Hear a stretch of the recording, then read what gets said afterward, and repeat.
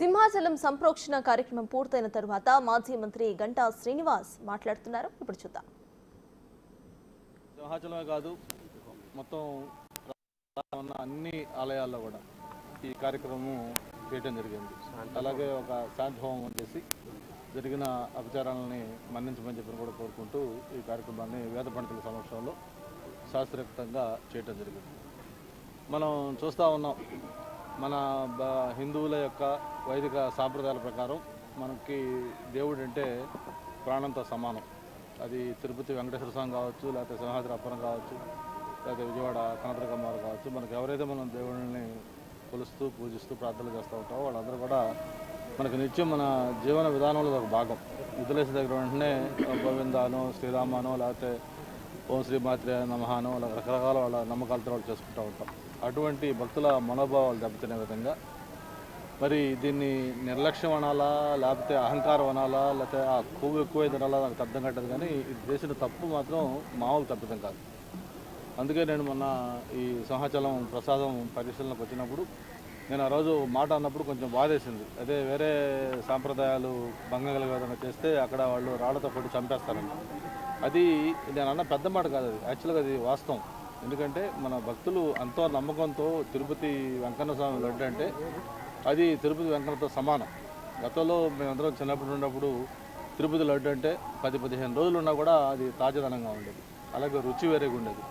ఆ unique quality ఇంకొక వేరే చోట్ల దొరికేది కాదు. అటువంటి లడ్లు ఈరోజు ఎలా ఉన్నాయో మనం చూస్తూ ఉన్నాం. ఒక పక్క మార్కెట్లో నెయ్యి, మంచి నెయ్యి అంటే 700-800 లేదు. మొన్నే ఇక్కడ సింహాచలంలో ఒక హోమం చేశారు. మా పండితులు అడిగాను ఎంత తెచ్చారో ఏదంటే రాజస్థాన్ నుంచి 1400 రూపాయలు తెచ్చామన్నారు నెయ్యి.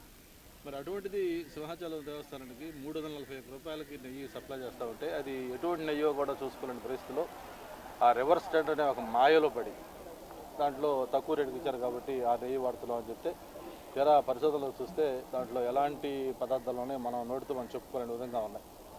అందుకే దాదాపు 1000 కిలోల నెయ్యిని ఆ రోజు ఇక్కడ సీజ్ చేసి మళ్ళీ కొత్త ఈవో గారికి చెప్పి ప్రసాదాలకు ఇబ్బంది లేకుండా ఉండడం కోసం మళ్ళీ విశాఖ డైరీ నుంచి తాజా నెయ్యి కొనుగోలు చేయమని కూడా చెప్పడం జరిగింది.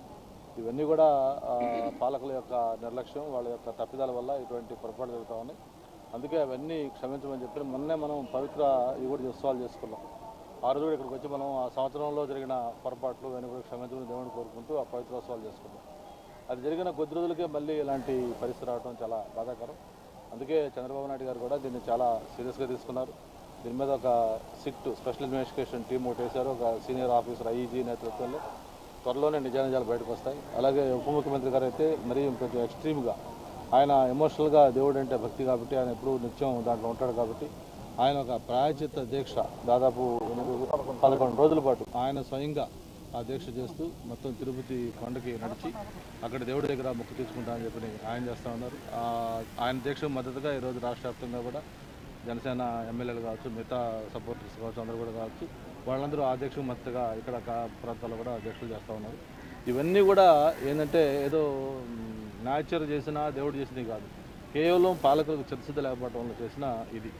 ఇప్పుడు కూడా నేను ఇప్పుడు రాజకీయాలు మాట్లాడకూడదు, కానీ ఏదైతే గతంలో పరిపాలించిన వైఎస్ఆర్ పార్టీ, ఆ పార్టీ చీఫ్ ఒక తప్పు జరిగింది, ఎందుకు జరిగింది, ఎలా జరిగింది అని పరీక్షించుకుందాం, దీన్ని సరిదిద్దుకుందాం, భవిష్యత్తులో ఇలాంటి జరగకుండా అందరం కలిసి కృషి చేద్దామని చెప్పాల్సిన బాధ్యత మర్చిపోయి సిగ్గు లేకుండా మళ్ళీ ఆయన రాజకీయం మాట్లాడుతూ ఉన్నారు. ఇది ఏది కాదు, అది కాదు, మేం కాదు, గతంలో జరిగింది అంటే అసలు ఎంత ఇర్రెస్పాన్సిబుల్గా మాట్లాడుతున్నా అంటే అతను ఒక పొలిటికల్ పార్టీ నడవడానికి కూడా మోరల్గా అర్హుడు కాదు అనిపించే విధంగా ఈరోజు మాట్లాడుతూ ఉన్నారు. అందుకే ప్రజలు మన అలాంటి తీర్పిచ్చారు. 11 సీట్లు 151 సీట్లతో గెలిచిన పార్టీ కేవలం 5 ఏళ్ళు తిరిగేసరికి 11 సీట్లకు వచ్చిందంటే అతను పరిపాలన ఏ విధంగా సాగిందో అర్థం చేస్తున్నారు ప్రజలు. మరి ఇలాగే ఇప్పటిలాగే కానీ ఇంకా మాట్లాడుతుంటే భవిష్యత్తులో ఆ 11 కూడా మిగిలిపోవు, చివరికి 0 సీట్లు మీద పరిస్థితుంది. ఓ పక్క ఆయన పార్టీ నాయకులందరూ కూడా పార్టీ వదిలేసి జనసేన, తెలుగుదేశం, బీజేపీలో చూస్తూ ఉన్నారు, చేస్తూ ఉన్నారు. చివరికి ఆయన ఏకాగ్గా మిగిలే పరిస్థితి కూడా వస్తుంది. అందుకే నేను ఒకటే కొత్తా ఉన్నాను, ఎప్పటికైనా సరే ఇది రాజకీయాలకు సంబంధించిన అంశం కాదు, భక్తుల మనోభావాలు, మన సెంటిమెంటు. దీంట్లో రాజకీయాలు దయచేసి చేయొద్దు. ఇది ఎంతో బాధాతప్త హృదయంతో చంద్రబాబు నాయుడు గారు ఆ రోజు ఒక సమావేశంలో దీన్ని చెప్పాల్సి వచ్చింది.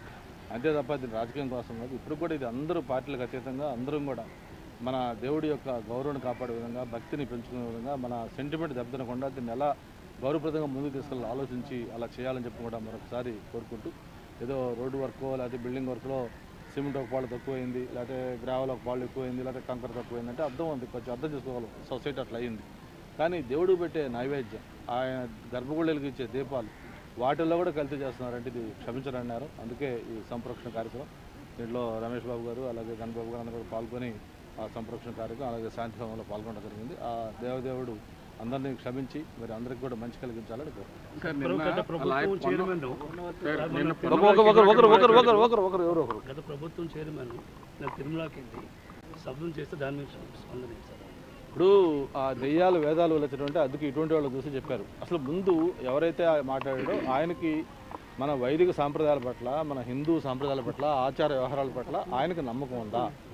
ఉంటే వాళ్ళ పిల్లల పెళ్ళిళ్ళు ఎందుకు ఒక క్రైస్తవ ఆచారాల ప్రకారం ఆయన చేసుకున్నాడు? అసలు అటువంటి వ్యక్తిని ముందు చైర్మన్గా పెట్టిన ఆ పార్టీని, ఆ పార్టీ చీఫ్ కాబట్టి ఆయన ఏం మాట్లాడేది అర్థం ఉంది. రోజు నిన్న పొన్నవోలు సుధాకర్ కూడా మాట్లాడుతూ 1400 రూపాయల పిగ్ ఆయిల్ని ఎవరు 600కు వచ్చే నెయ్యిలో కలుపుతారు, ఇది కేవలం రాజకీయం కోసం చంద్రబాబు అంటే మన మన గ్రహచారం ఏంటంటే అటువంటి వాళ్ళని మనం ఏ ఏజీలకు పెట్టుకుని 5 ఏళ్ళు ప్రభుత్వం నడిపారు. ఈరోజు నెట్లో చూస్తే కూడా అర్థం అవుతుంది మన ఈ జంతువుకు సంబంధించిన ఎంత వస్తుంది, అది $1/2 లేకపోతే $1.5. అసలు పాయింట్ ఇక్కడ రేటు గురించి కాదు, మన సాంప్రదాయాలు ఏంటి, మన నమ్మకాలు ఏంటి, మన సెంటిమెంట్ ఏంటి, దాంట్లో అసలు జంతువులకు సంబంధించిన ఈ నూనెలు అంటే మరి ఎంతో పవిత్రంగా చేసే దాంట్లో అటువంటి కల్పిస్తున్న దాన్ని ఖండించాల్సింది పోయి దాని రేట్ ఎంత, దీని రేట్ ఎంత. ఇప్పుడు ఒకటే నేను అడుగుతున్నాను, మార్కెట్లో నెయ్యి ఎంత? మీరు విలేకరులు మీకు తెలుసు కదా. నేను నిన్న ఇక్కడికి వచ్చే ముందు సింహాచలం టెంపుల్ చెక్ చేసే ముందు అడిగాను, అమ్ములను మాట్లాడాను. జగన్మోహన్ రెడ్డి దత్తపుత్రిక లాంటిది అమ్ములంటే వాళ్ళు అడిగాము $640 సార్ కేజీ అన్నారు. విశాఖ డైరీ అడిగాను $600 సార్ అన్నారు. నేను పక్కన కనకమాలిఫ్లో అడిగాను $600 తీసుకుంటామన్నారు. అటువంటిది $340 ఇక్కడ ఈ టెంపుల్లో నెయ్యి సప్లై చేస్తున్నారంటే మనకి మార్కెట్లో దొరకంది వాడు ఉత్తరప్రదేశ్లో ఉండే ట్రాక్టరు లేకపోతే ఈస్కూడలో ఉండే ఒక వ్యాపారస్తుడు ఎట్లా తక్కువకి ఇవ్వగలుగుతాడు? ఇదేమన్నా ఇస్కాన్ సంస్థ లేకపోతే హరిరామహరికృష్ణ లాంటి చారిటీ సంస్థ కాదు. మరి ఒక వ్యాపారస్తుడు ట్రేడింగ్ చేసేవాడు అతను లాభం వేసుకొని మార్కెట్లో ఉన్న రేటు కంటే 50%కి ఎలా నెయ్యి ఇస్తున్నట్టు కామన్ సెన్స్ లేకుండా ఇంకా దాన్ని సమర్థించుకుంటారంటే వాళ్ళని ఎవరు కూడా క్షమించకూడదు. అటువంటి తలతెక్క బుర్రలేని వాళ్ళందరూ కూడా ఏజీలకు పెట్టి ఈ ప్రభుత్వం నడిపించారు. ఇక్కడ ఆల్రెడీ తనిఖీలకు పంపించారు కదా, రిపోర్ట్లు ఎప్పుడు వచ్చే అవకాశం? డెఫినెట్గా ఇప్పుడు నేను ఆ రోజు తనిఖీలకి అనేది అఫిషియల్గా రిపోర్ట్ అది. బట్ ఈలోపు మనము ఆ రోజు నెయ్యి నేను కూడా జస్ట్ టేస్ట్ చేశాను. మనం ఇంట్లో కూడా నెయ్యి తింటుంటాం కదా, చూస్తాం. నెయ్యి చేసుకుంటే రుచి కానీ ఆ వాసన కానీ అవన్నీ మనకు అర్థమవుతూ ఉంటాయి. ఆ టిన్లో నుంచి శాంపిల్ తీసి నెయ్యి ఏదైతే ఫుడ్ డిపార్ట్మెంట్ వాళ్ళు వచ్చారో ఆ శాంపిల్ తీసుకెళ్తే నేను కొంచెం టేస్ట్ చూశాను. అది బ్లాండ్గా ఉంది, రుచి లేదు, వాసన లేదు, ఏదో ఆయిలీగా ఉంది తప్ప అసలు నెయ్యిలాగా లేదు. కాబట్టి లడ్డు కూడా చూస్తూ ఉన్నాం మనం, అది ఎక్కడ ఫ్రెష్నెస్ కానీ ఆ రుచి కానీ ఏమి ఉండలేదు. కాబట్టి డెఫినెట్గా అది అడల్టెడ్.